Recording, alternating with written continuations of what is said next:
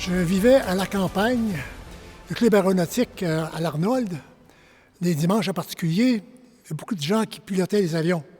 On faisait même de l'acrobatie dans les environs, que j'observais avec envie, évidemment. Et souvent, j'aimais bien grimper sur le toit de la maison de mon père, puis regarder un coup d'œil le survol de Saint-Georges, puis m'imaginer un petit peu être dans les airs. J'avais cet intérêt-là, mais c'était inatteignable en ce qui me concerne, presque inimaginable. Jusqu'à la fin du secondaire à Saint-Georges, un recruteur des Forces armées s'est présenté me disant que j'étais qualifié. Et lorsque mes parents m'ont permis d'aller faire une application, ils ont fait abnégation de notre présence sur la ferme, tel sacrifice. Finalement, on s'est présenté à Québec, tous les processus de sélection, pour être accepté finalement dans le domaine du pilotage. Alors c'est ça. Alors l'histoire de l'aviation pour moi a commencé à ce moment-là. Au mois de juillet 1964, j'ai commencé le pilotage sur un avion monomoteur qui datait de la dernière guerre mondiale, le Chipmunk, le Havilland Chipmunk, qui était en même temps qu'une école de formation initiale pour le pilotage, une école de sélection pour voir les talents relatifs de tout le monde. En août 1964, on m'a envoyé en Alberta, base militaire qui s'appelait RCAF Station Penhold, où on donnait des cours sur le Harvard, North American Harvard, gros moteur radial. C'était une école intermédiaire de formation qui nous emmenait à une étape plus loin. Puis le taux d'échec était assez élevé d'ailleurs. Nous avons commencé à 25 Canadiens et puis finalement on a gradué à 4 sur le cours, sur l'étape suivante qui était sur les réactés, les T-33, Sylvestar. Alors de là, selon nos orientations, nos talents qu'on observait, on pouvait nous proposer de progresser sur d'autres types d'avions. De là, donc, on m'a envoyé sur les bimoteurs. C'était des C-45 dans le temps qu'on appelait les Expeditors ou les B-18 aujourd'hui. Sur ce cours-là, qui était en fait compte 2 moteurs semblables à ce qu'il y avait sur les Harvard antérieurement, comme j'avais assez bien réussi ce cours-là, j'ai eu l'option de prendre mon choix, de donner mon choix premier. On donnait des choix. Je ne m'y attendais pas, mais il y a eu une ouverture pour aller piloter des quadrimoteurs Hercule à ce moment-là, occasion sur laquelle j'ai sauté, n'est-ce pas? J'avais alors 20 ans, très heureux et très impressionné de pouvoir aller sur ce type de grand avion-là qui voyageait partout dans le monde. Étant un jeune louveteau, se croyant très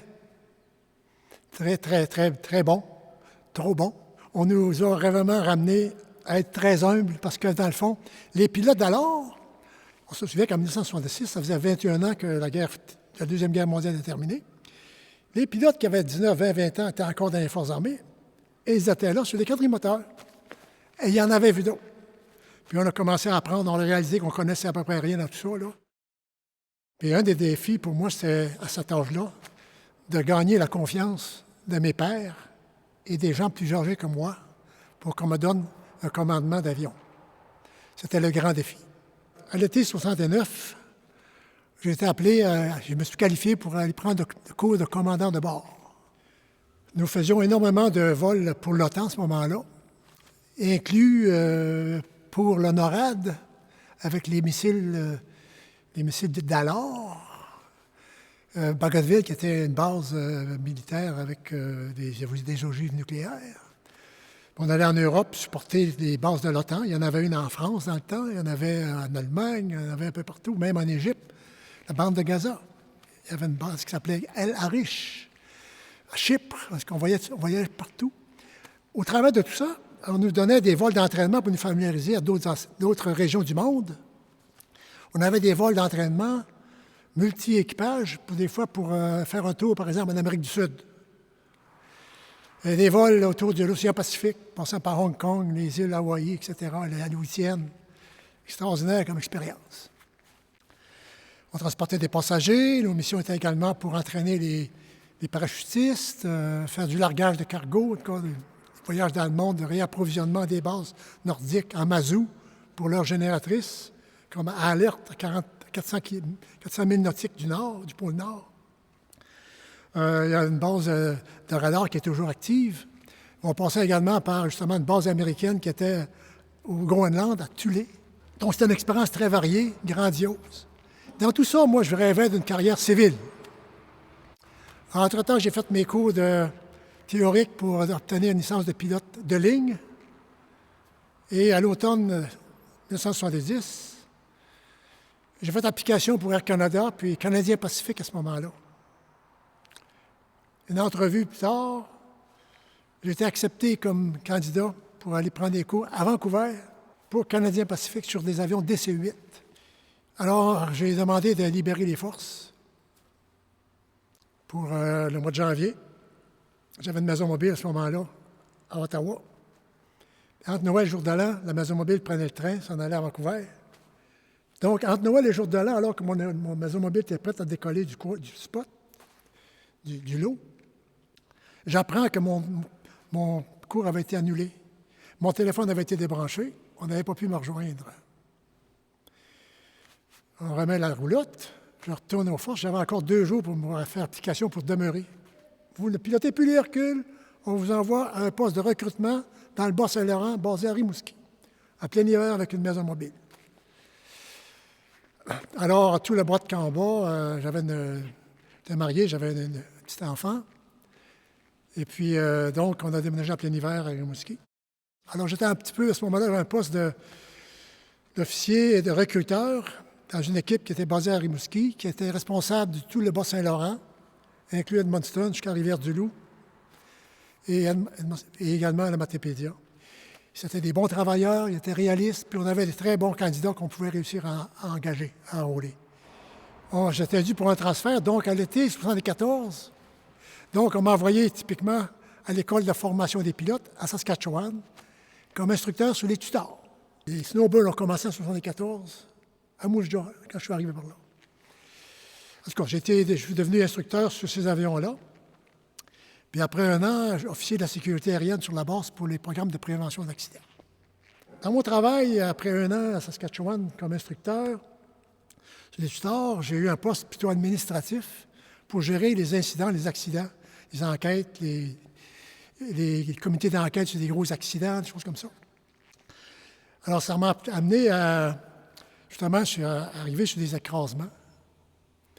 Les snowbirds, à un moment donné, il y en a écrasé un à Grande Prairie. Arrivé sur le site, j'ai pas vu de personne là, mais j'étais habitué. Après ça, à Regina, à un moment donné, deux personnes dans un tutor se sont écrasées en finale à Regina.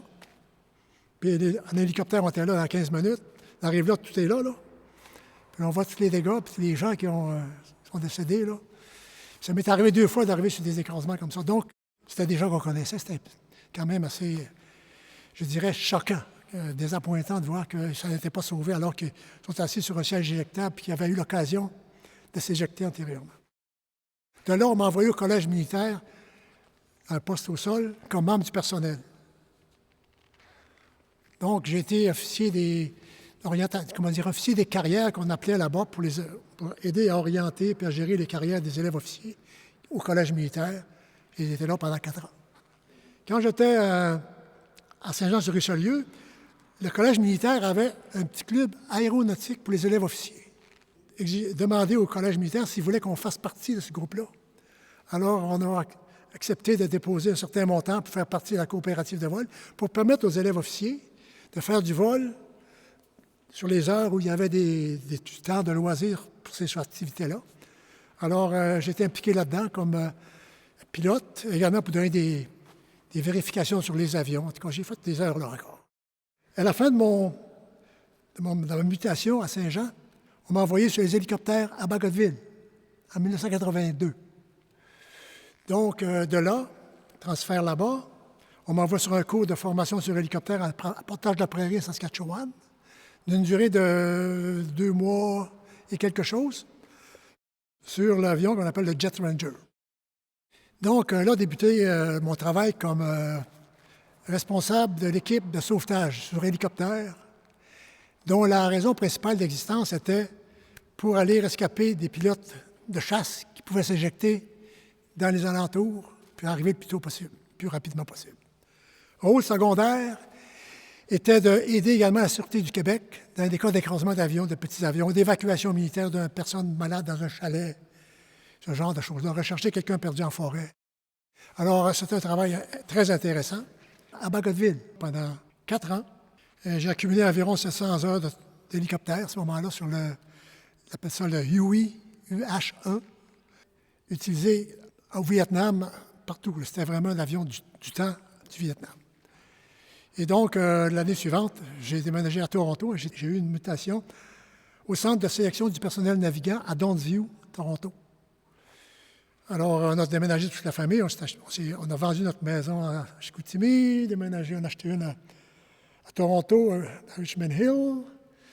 Et puis, voilà, j'ai été pendant 5 ans responsable de l'unité de sélection du personnel navigant à Toronto. Alors, tous les candidats, pilotes, navigateurs envoyés par les centres de recrutement et les collèges militaires venaient être passés sur l'étape de sélection. C'était un travail intéressant. Puis, une des choses que j'ai fait là, le pilote qui dirigeait cette unité-là faisait partie d'un groupe qui travaillait avec l'OTAN, un groupe de travail, pour développer, on parle bien de 1982-83, cette année-là que je suis arrivé, on prévoyait déjà une pénurie de personnel à cause de l'effet démographique pour les années 2000. Alors, l'OTAN développait des machines automatisées, psychologues attitrés et des pilotes opérateurs pour développer ces machines-là. Et il y avait des rencontres d'un pays de l'OTAN à l'autre biannuellement, qui nous amenaient à aller tous les pays d'Europe. Alors, c'était très intéressant comme expérience, évidemment, à ce moment-là. Là, moi, ma carrière militaire s'est terminée sur les hélicoptères. Alors, j'étais affecté à Saint-Hubert à ce moment-là, plus spécifiquement à Longue-Pointe, pour gérer le bureau qui s'occupait de tous les corps de cadets, air, mer, terre. Donc, j'ai terminé ma carrière à administrer ces choses-là avec une équipe.